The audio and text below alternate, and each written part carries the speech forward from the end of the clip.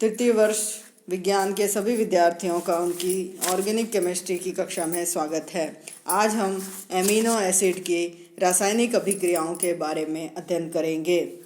सबसे पहले हम इसकी अभिक्रियाओं को 3 भागों में बांटते हैं। एक है reaction due to NH2 group या NH2 ग्रुप के कारण होने वाली अभिक्रियाएं। दूसरी प्रकार की वे अभिक्रियाएं हैं जो कार्बोक्सिलिक समूह के उपस्थिति के कारण होती हैं, और तीसरी प्रकार की वह अभिक्रियाएं हैं जो कि सामान्य अभिक्रियाओं के अंतर्गत आती हैं या NH2 और COOH दोनों की उपस्थिति के कारण हो सकती हैं।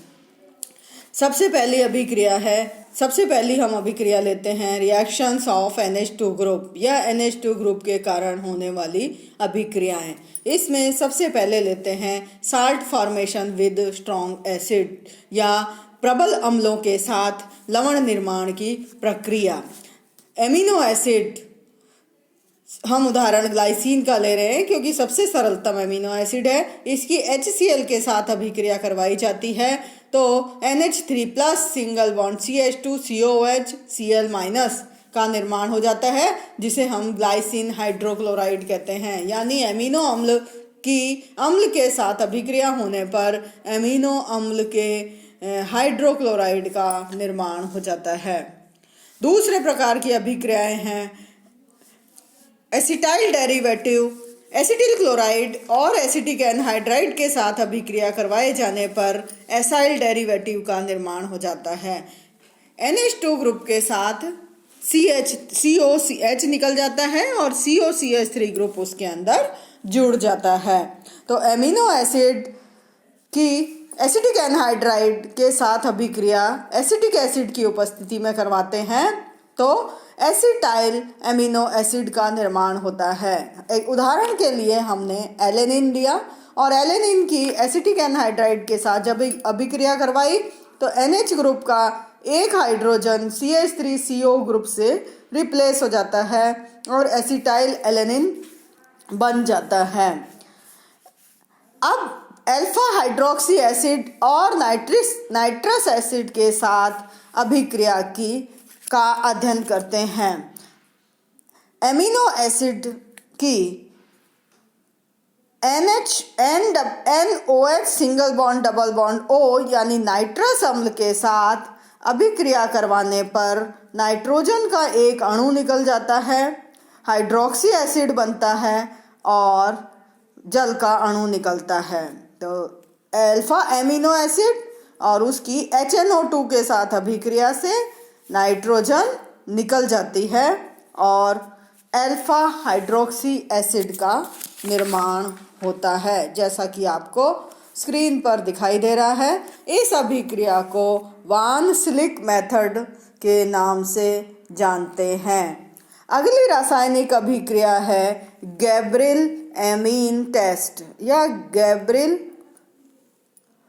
एमीन टेस्ट, यानी एल्कोहली क्लोरोफॉर्म की एल्कोहली QOH के साथ क्रिया। यानी एल्कोहली माध्यम में क्लोरोफॉर्म और एल्कोहली QOH की एमिनो एसिड के साथ अभिक्रिया होने पर आइसोसाइनाइड का निर्माण होता है। ये NH2 ग्रुप की एक पारंपरिक अभिक्रिया है। Alpha amino acid 3KOH plus CHCl3 यानी पोटेशियम हाइड्रोक्साइड और क्लोरोफॉर्म अल्फा एमिनो अम्ल के साथ अभिक्रिया करते हैं और अभिक्रिया करके आइसोसाइनाइड का निर्माण करते हैं। 3 मॉलिक्यूल पोटेशियम क्लोराइड के निकल जाते हैं और 3 मॉलिक्यूल जल के निकलते हैं और इस तरह से आइसोसाइनाइड का निर्माण होता है। अगली अभिक्रिया है सोरेनसन फॉर्मल टाइट्रेशन या reaction with formaldehyde gives methylene derivative. Formaldehyde की अल्फा एमिनो अम्ल के साथ अभिक्रिया से मैथिलिन एमिनो अम्ल का निर्माण होता है। यानी NH2 ग्रुप में 2 हाइड्रोजन और एल्डिहाइड का 1 ऑक्सीजन मिलकर जल का अणु रिमूव हो जाता है और वहाँ पर मैथिलिन ग्रुप जुड़ जाता है। तो इस तरह से मैथिलिन एमिनो एसिड का निर्माण हो जाता है। अगली अभिक्रिया है heating with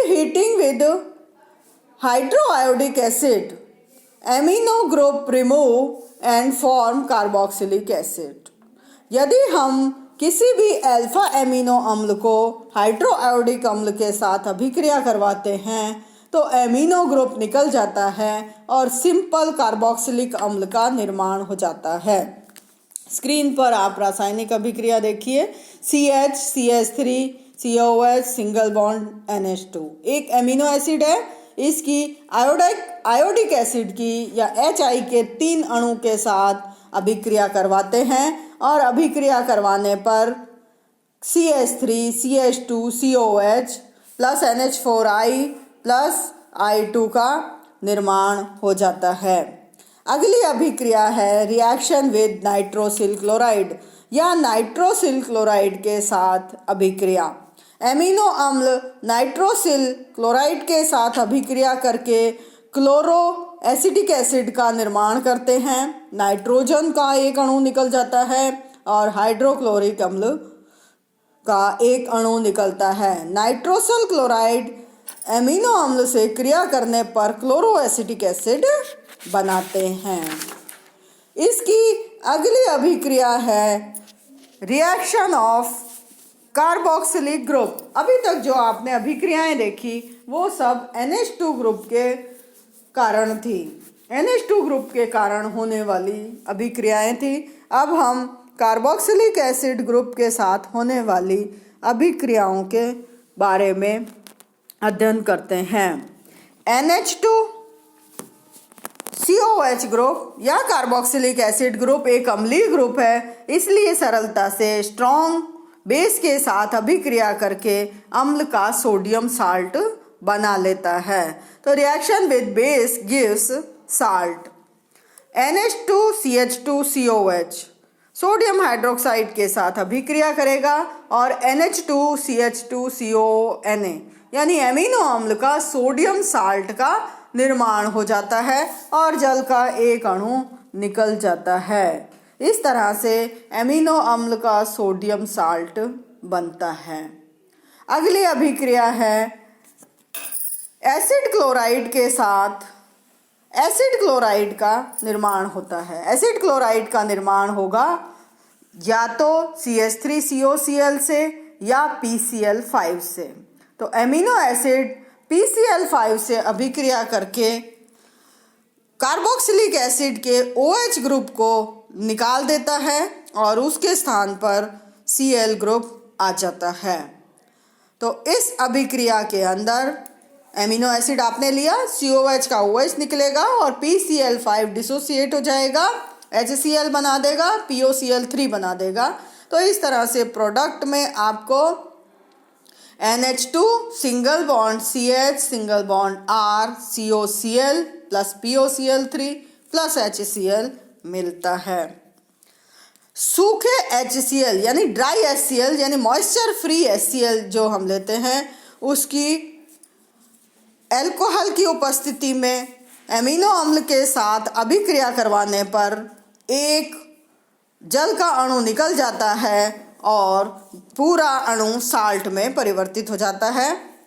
HCl का H NH2 की जगह पर NH3 प्लस बना देता है और Cl माइनस बन जाता है। नेक्स्ट अभिक्रिया है ड्राई डिस्टिलेशन और heated with barium hydroxide form amine. Amino अम्ल या अल्फा एमिनो अम्ल बेरियम हाइड्रोक्साइड के साथ अभिक्रिया करवाने पर डीकार्बोक्सिलेशन की क्रिया हो जाती है। कार्बन डाइऑक्साइड का अणु इसके अंदर से निकल जाता है और एमिनो एसिड साधारण प्राइमरी एमीन में परिवर्तित हो जाता है, जल का अणु निकलता है और बेरियम कार्बोनेट का निर्माण हो जाता है। अगली अभिक्रिया है जो कि कार्बोक्सिलिक समूह के कारण होती है, वह है लिथियम एल्यूमिनियम क्लोराइड के द्वारा रिडक्शन करवाए जाने पर एसिड ग्रुप एमिनो अम्ल का प्राइमरी अल्कोहलिक ग्रुप में परिवर्तित हो जाता है। तो on reduction with lithium aluminium hydride form amino alcohol. Lithium aluminium hydride amino अम्ल के साथ अभिक्रिया करके एमिनो अल्कोहल बनाते हैं।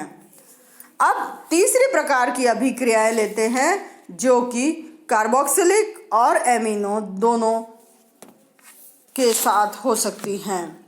सबसे पहला है हीट का प्रभाव या इफ़ेक्ट ऑफ हीट या ताप का प्रभाव। तो अलग अलग प्रकार के एमिनो अम्ल पर ताप के अलग अलग प्रभाव पड़ते हैं। पहले हम बात करते हैं बीटा एमिनो एसिड की। बीटा एमिनो एसिड में से एक अमोनिया का अणु गर्म करने पर निकल जाता है और निकलने के बाद ये अल्फा बीटा अनसैचुरेटेड एसिड का निर्माण करता है। तो अल्फा एमिनो अम्ल बीटा एमिनो अम्ल जब गर्म किया जाता है तो अल्फा कार्बन और बीटा कार्बन दोनों से एक से बीटा से NH2 और अल्फा कार्बन से H निकल करके अमोनिया का मॉलिक्यूल निकल जाता है और एक्राइलिक एसिड बन जाता है। गामा एमिनो अम्ल के लिए जब अभिक्रिया को देखा जाता है तो गामा एमिनो अम्ल को गर्म करने पर इसका लैक्टेम का फॉर्मेशन हो जाता है। लैक्टेम के फॉर्मेशन में भी एक जल का अणु निकलता है और एक साइक्लिक स्ट्रक्चर बन जाती है जिसमें 5 मेंबर्ड रिंग है और इस 5 मेंबर्ड रिंग में NH और CO ग्रुप है और इस तरह से ये लैक्टेम का निर्माण होता है।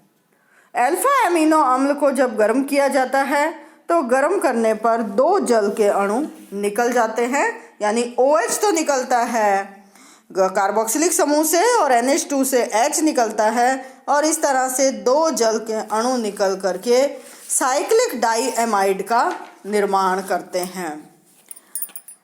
अब एक और अभिक्रिया इसकी है कीलेट का फॉर्मेशन। भारी धातुओं के साथ जो हैवी मेटल्स होती हैं, हैवी मेटल्स जैसे कॉपर है, मरकरी है, तो इस तरह की धातुओं के साथ एमिनो अम्ल अभिक्रिया करते हैं और ये एमिनो अम्ल कोऑर्डिनेशन कंपाउंड का निर्माण करते हैं या उपसहसंयोजक यौगिकों का निर्माण करते हैं। उपसहसंयोजक यौगिक का मतलब है कि मेटल तो यहाँ पर एक्सेप्टर का काम करता है और जो लिगैंड हैं वो डोनर का काम करते हैं और इस तरह से जैसे 2 मॉलिक्यूल हमने लिए एमिनो अम्ल के और ये कॉपर के साथ यदि हम इसका उदाहरण लेते हैं तो इस पर कॉपर पर +2 चार्ज है, लिगेंड के 2 हाइड्रोजन निकल जाते हैं और इस तरह से CO- कॉपर के साथ रिएक्ट होगा और दूसरे साइड से NH2 का H निकल जाता है और इस तरह से इसमें से 2 मॉलिक्यूल में से 4 हाइड्रोजन निकलते हैं और उसके बाद ये एक कॉपर का लिगेंड बन जाता है। तो इस तरह से ये कॉपर के साथ या किसी भी हैवी मेटल्स के साथ एमिनो एसिड लिगेंड का फॉर्मेशन करते हैं। अब हम लेते हैं physiological importance of alpha amino acid. Physiological importance alpha amino acid की इसलिए है क्योंकि ये हमारे शरीर में, बॉडी में डेवलपमेंट का कार्य करते हैं और न्यूट्रिशन का कार्य करते हैं।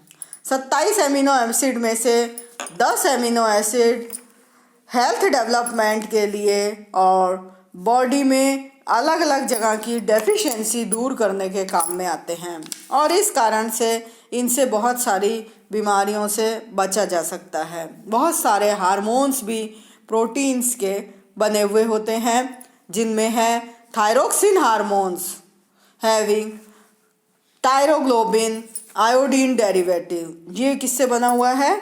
टायरोग्लोबिन आयोडीन डेरिवेटिव से बना हुआ है जिसकी स्ट्रक्चर आपको स्क्रीन पर दिखाई दे रही है। वास्तव में इसको यदि हम पूरा नाम लें तो बीटा 3-5 डाई आयोडो 4 ब्रैकेट में 3-5 di iodo 4 hydroxy phenyl alpha amino propionic acid का मॉलिक्यूल है।